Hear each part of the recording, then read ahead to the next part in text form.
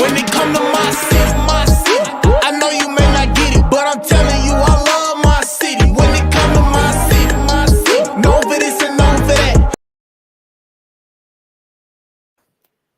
I am so excited. Look, world, Facebook, Instagram, YouTube, all the platforms. I'm Kalonda Kay, and I am so honored and excited to interview the national comedian, Mr. Honest John himself. Thank you for joining me on today. Thank you for having me. Man, when I am reading over your life, like it really blows my mind to find out that you started out first as a nurse. Yes, I was a nurse. What? I worked in the state mental hospital. Nice. Well, actually, I was a counselor for a while back in Connecticut, but then I wound up, I came out here, got a job in a hospital, and so I went to school and I became what's called a licensed psychiatric technician, which is Okay. basically a nurse who specializes in psychiatry. Mm, And so, because I had had a lot of experience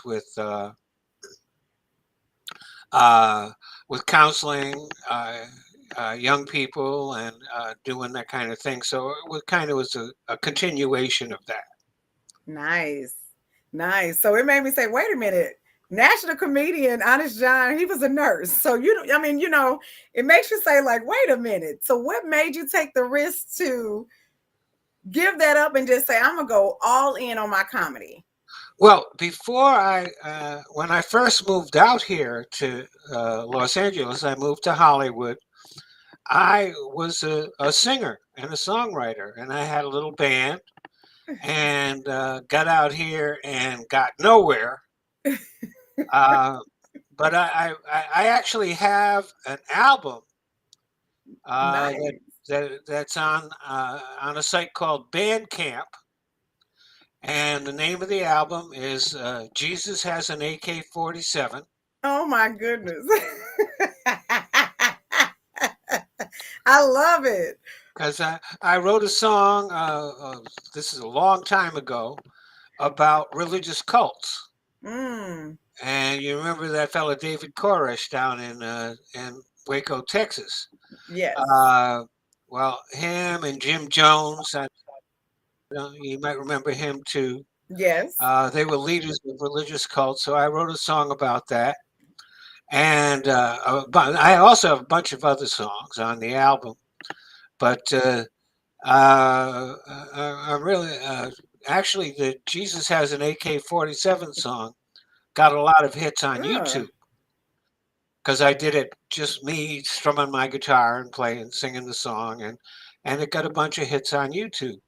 So I decided to make the album, and that was going to be the featured song.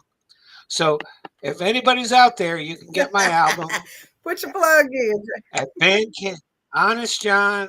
Uh, Bandcamp, Honest John, Jesus Has an I'm going AK-47. to listen to that as soon as our live is over. I want to go find it.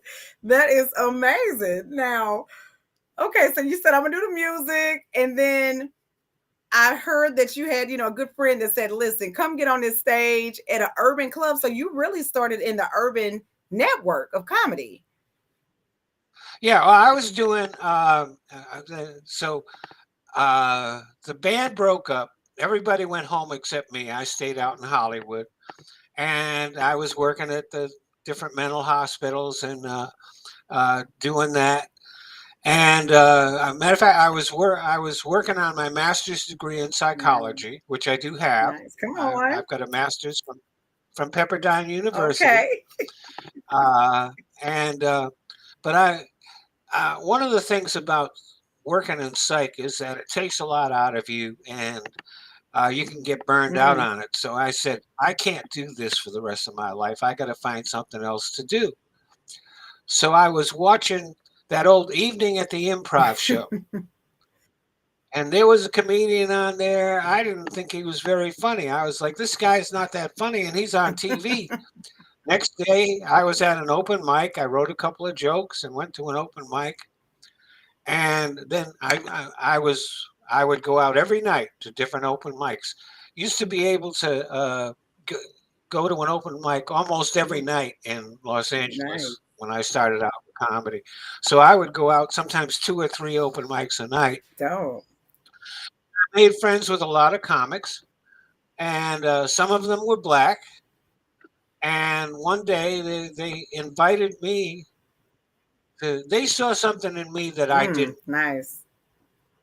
So the whole thing about me becoming a comic, an urban comic, really wasn't my idea. They invited me to come down, and at first I was like, I don't know, nobody's going to want to listen to me. But finally, I went down there, and uh, people liked what I was doing, and so I became a urban comic. As a matter of fact, my act is more tailored to either a black or a mixed racial audience than it is to a purely white Yes, audience. yes. I've seen a lot of your stand up. I mean, you've done Comedy Jam, you've done everybody have done, I think, Apollo, and you have really made waves. You've been on a long span, right, of Def Comedy Jam for a I few did years. I did Def Comedy Jam in Yes. '97, and I also did the Def Jam tour.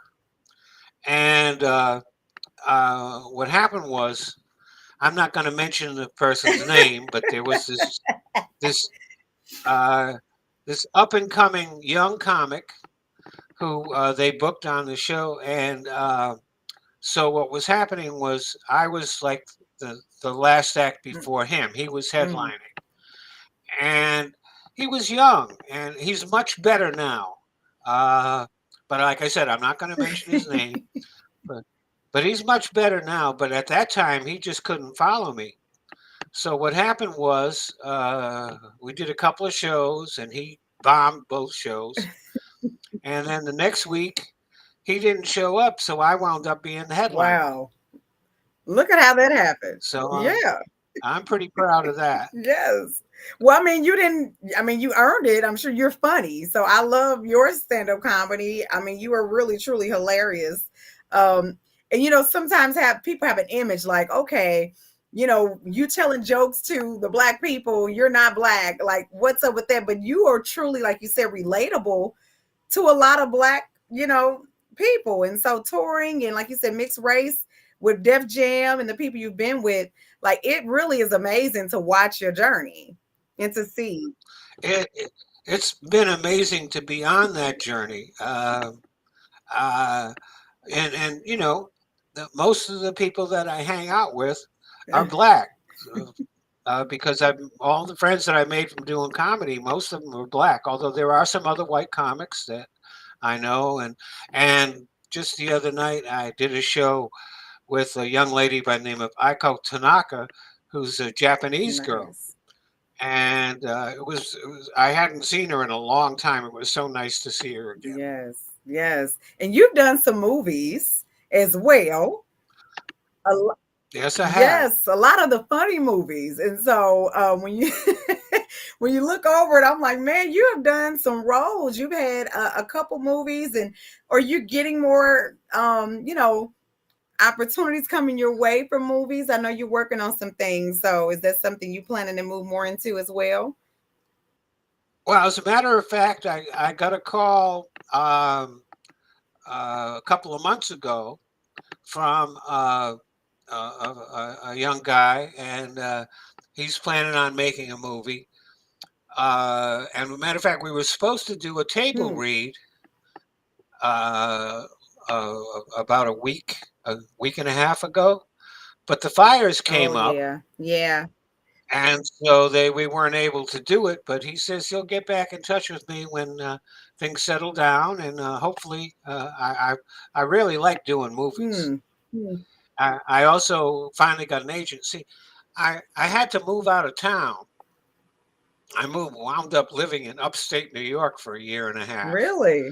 and oh, I hated it. It was terrible. It was terrible. There's no very little comedy being done up there, and it was very boring. And also, they have this thing, they call winter, up there. I didn't much care for that either. And You do know, they have the big rats? You know, they keep showing these huge rats like this big, like in people houses. Is that a thing?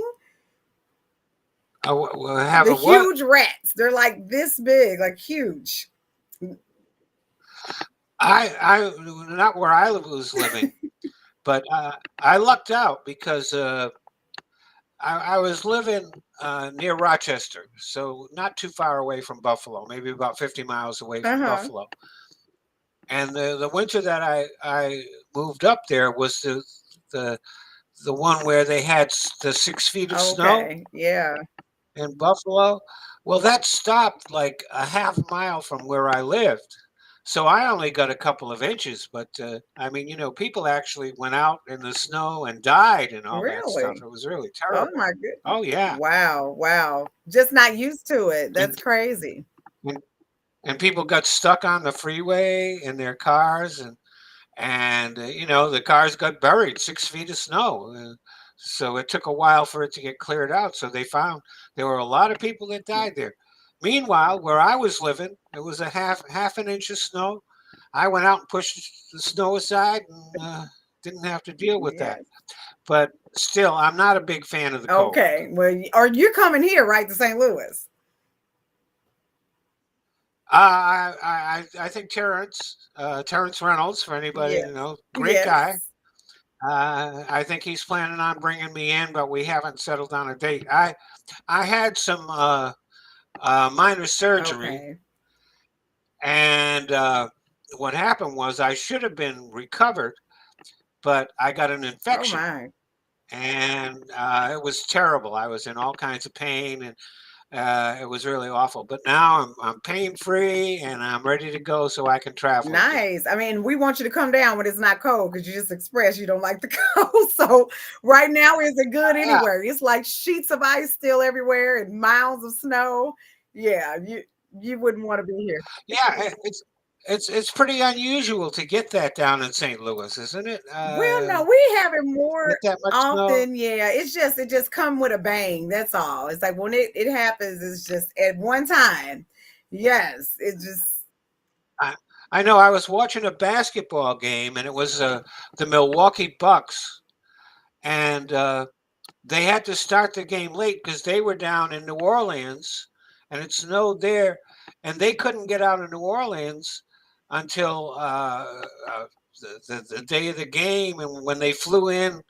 Uh, they got in just before the game was supposed to start, so the game actually got delayed an hour because they couldn't get home from New that's Orleans. crazy. And New Orleans doesn't usually get a lot of snow either. That is crazy. So I wanted to ask, Honest John, though, the name, where did you get that from? Because it's like a cartoon character, right? That has the same name, Honest John, from like a Disney film. Where did you get your Honest John from? Is that like any relation to that or? Well, actually, um, there was a character in an old cartoon show. The Beanie and Cecil was the show, and the character's name was Dishonest John. But to me, the comedians that I like best are the people that have some kind of Mm, truth to yeah, tell. So I took the name Honest John because that's the kind of comedian I want to be. nice, nice. And you are that. I love your jokes. Do you plan like write them down? Like, what is your method? To telling jokes. I I have a notebook that I write my jokes down, and uh,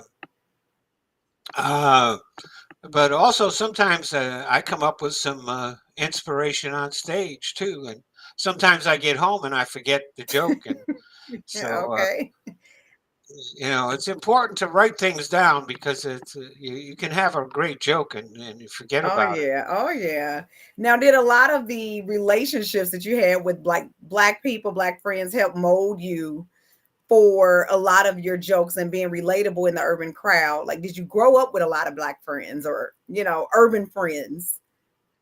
No, I lived in a suburb in Rhode Island that was primarily white. Hmm, I did have a couple of black friends there.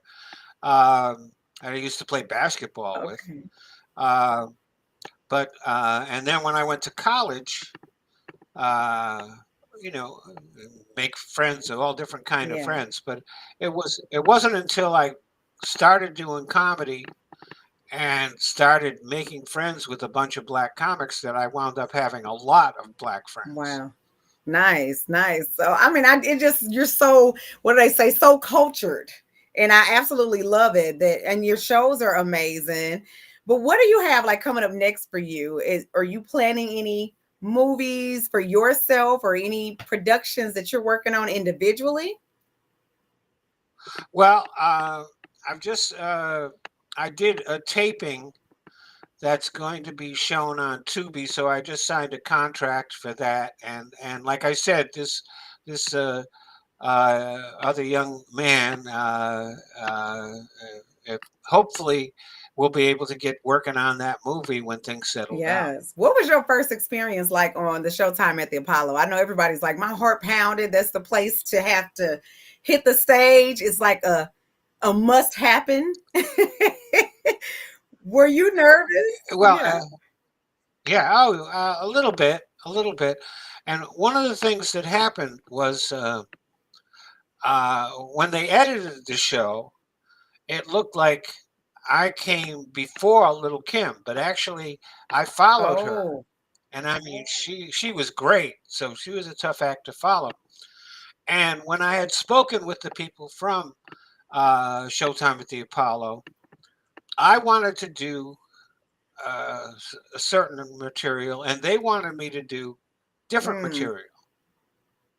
And so they're the ones writing the checks, so I figured I would do Right.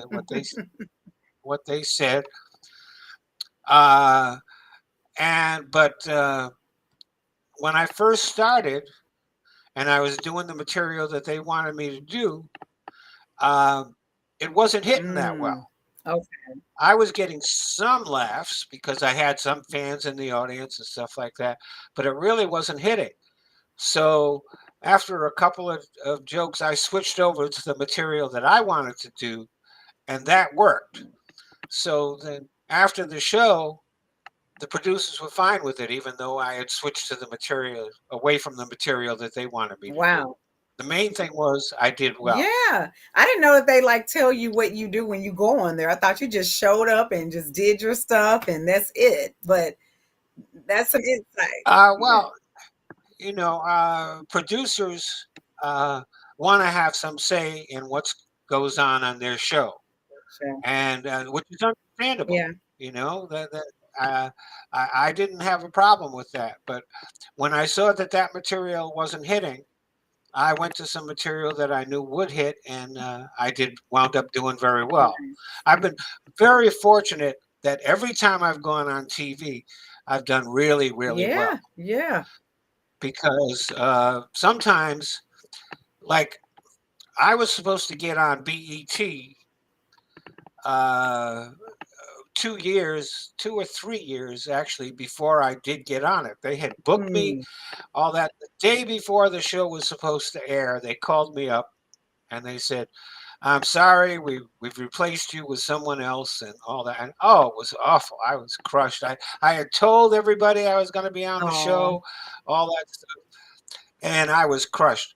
But looking back on it, because I had an extra couple of Mm. years to do comedy and get better, because I didn't get on when I was originally supposed to, that actually worked better for me because I wasn't just ready, I was way past ready when I I finally got like on. that. And I did really, really well. Yes, yes. And did that prepare you for like all of the movies you've done? And were those experiences like? Because you were in some pretty funny movies. Yeah, the Wash, I was in that one. I was in Foolish with Eddie Yes. Griffin. And um, I had a small part in a movie called Major Deal, which was the last movie uh, uh, that I did for All Deaf Digital. Nice. For All Deaf Digital, and then what other? I did another movie called Up Against the Eight Ball which I don't think anybody's ever heard of it. And it's uh, I don't know if it's any good or not. I haven't seen it. I don't know. I don't know if you can even find it Really? anywhere. I'm going to look forward now And that you said it, but you haven't seen it yourself and you're in it. yeah, and I did a movie called Beverly Hood. Beverly Hood. Beverly Hmm. Hood, and when I met Eddie Murphy, he came up to me and he said, "Honest John, I saw you in the worst movie I've ever seen." And I said, "Oh, you saw Beverly Hood?" Huh?" And he said, "Yeah." And I said, "Well, I saw you in A Vampire in Brooklyn, so we're even."